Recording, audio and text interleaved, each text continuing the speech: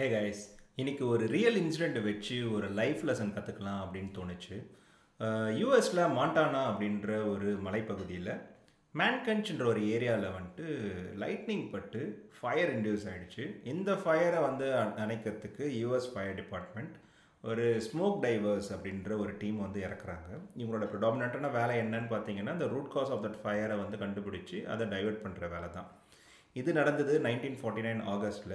அந்த டைமில் 20 பேர் கொண்ட குழுவை தான் வந்து இவங்க இறக்குனாங்க. ப்ரிடாமினென்ட்லி 17 வயசுலேருந்து 23 வயசு வரையும் இருக்கிற இளைஞர்கள் ஒரு வெல் ட்ரெயின்டு டீமை தான் வந்து இறக்குனாங்க. இதில் 33 வயசு இருக்கிற வேக்னர் டாட்ஜ் அப்படின்ற ஒரு லீடர்ஷிப் கீழே தான் வந்து இந்த டீம் வந்து போச்சு.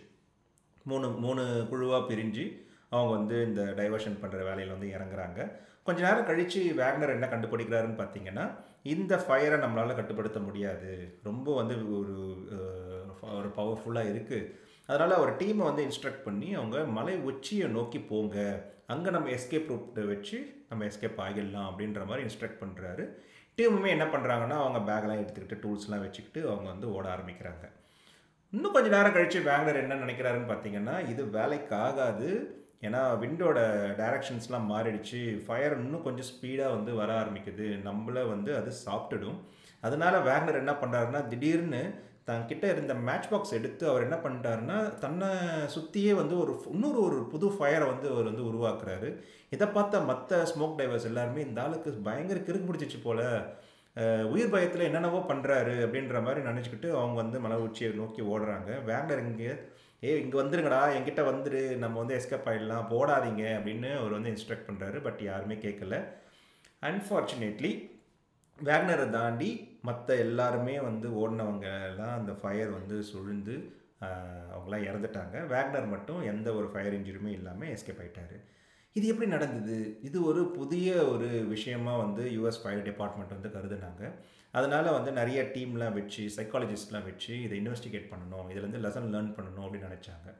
வேக்னர் இங்கே என்ன பண்ணாருன்னு பார்த்தீங்க அப்படின்னா, ஒரு கட்டத்தில் வந்து ஃபயர் நம்மளை எப்படியோ சுழ்ந்துரும் அப்படின்ற அவர் வந்து கணிச்சிட்டாரு.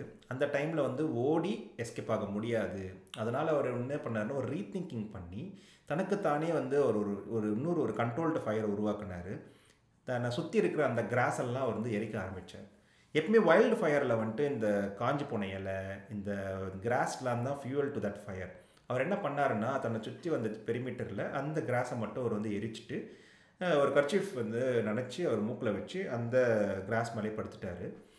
அவர் வந்து வைல்டு ஃபயர் 30 அடிக்கு மேலே வர்றது வந்து கதன்னு அவரை தாண்டி போகிறதெல்லாம் அவருக்கு வந்து காதில் கேட்குது. ஒன்ஸ் அது தாண்டி போனதுக்கப்புறம் அவர் வந்து டஸ்ட்டெல்லாம் தட்டி அவர் வந்து எழுந்து அவர் உயிரை வந்து தப்பிச்சுக்கிட்டாரு. ஸோ இந்த மாதிரி விஷயங்கள் வந்து மற்றவங்களுக்கு புரியாதனால அவங்க ஓடி போய் unfortunately they lost Dhar life. Psychologist வந்து இது ஏன் நடந்தது, ஏன் இவர் மட்டும் திங்க் பண்ணார், மற்றவங்க ஏன் திங்க் பண்ணலை அப்படின்னு யோசிக்கும் போது தே ஃபவுண்ட் தட் ஹியூமன் வந்து ஒரு சிச்சுவேஷனை வந்துட்டு ஹேண்டில் பண்ணணும் அப்படின்னா அவங்க பாஸ்ட்டில் என்னென்னலாம் ட்ரெயின் ஆனாங்க அப்படின்ற அந்த லேர்னிங்கை வச்சு தான் அவங்க வந்து டேக்கிள் பண்ணுவாங்க.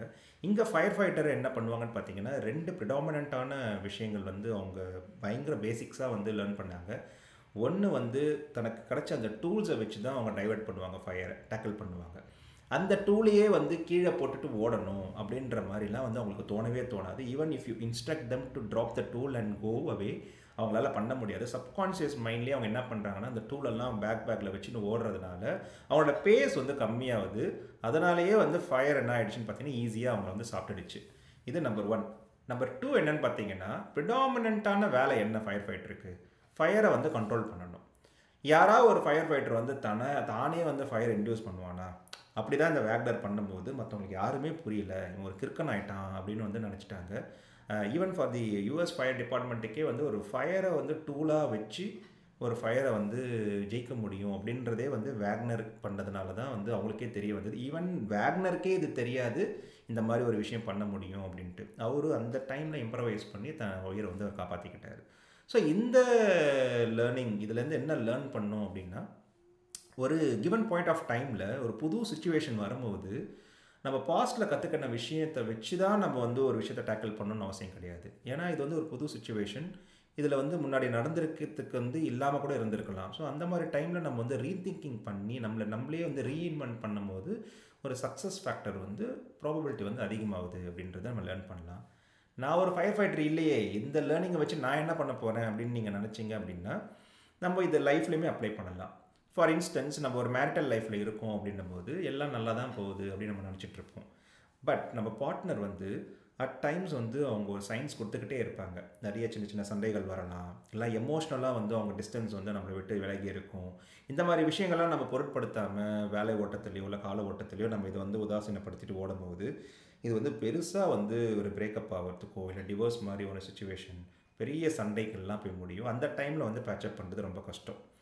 அதே மாதிரி தான் ஒரு வேலை நம்மளுக்கு இப்போ இருக்குது, 20 வருஷமும் இந்த வேலை இருக்கும், அதனால் நம்ம ஒரு இஎம்ஐயை போட்டு ஒரு வீடு வாங்கிடலாம், கார் வாங்கிடலாம் அப்படின்னு நிறைய பேர் நினைக்கிறோம். நம்ம அப்பா அம்மாலாம் வந்து ரிட்டையர் ஆனாங்கல்ல, அந்த மாதிரி வந்து ஒரு பாஸ்ட்டு ஒரு ஹிஸ்ட்ரியை வச்சு நம்ம வந்து இப்போ ஒன்று பண்ணோம் அப்படின்னா, இப்போ ஒரு ஆர்டிஃபிஷியல் இன்டெலிஜென்ஸ் சொல்லிட்டு ஒரு கட்டிங் எட்ஜ் டெக்னாலஜி இந்த டைமில் வந்து பெருசாக வளர்ந்துட்டுருக்கு. நிறைய ஆட்டோமேஷன் வந்து நடக்க போகுது. இது பாஸ்ட்டில் கிடையாது. அப்போது நம்ம இப்போது இந்த டைமில் given the point of time நம்ம ஒரு ரீதிங்கிங் பண்ணக்கூடிய ஒரு சுச்சுவேஷனில் இருக்கோம். அப்போது நம்மளோட ஸ்கோப் என்ன ஃப்யூச்சரில், நம்ம எப்படி ரீலேர்ன் பண்ண போகிறோம், நம்மளை எப்படி நம்மளே தக்க வச்சுக்க போகிறோம் நம்ம ஜாபை, அப்படிலாம் நம்ம யோசித்து தான் வந்து ஒரு விஷயத்தை வந்து எடுக்கணும்.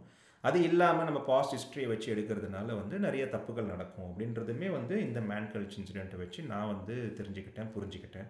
இந்த மாதிரி வந்து ஆடம் கிராண்ட் ரீதிங்கிங்ன்ற புக்கில் வந்து நிறைய ரியல் இன்சிடெண்ட்ஸை வச்சு நம்மளுக்கு வந்து கருத்து சொல்கிறாரு. இதெல்லாமே வந்து வரப்போகிற வீடியோஸில் நம்ம வந்து பார்க்கலாம். Until then, by.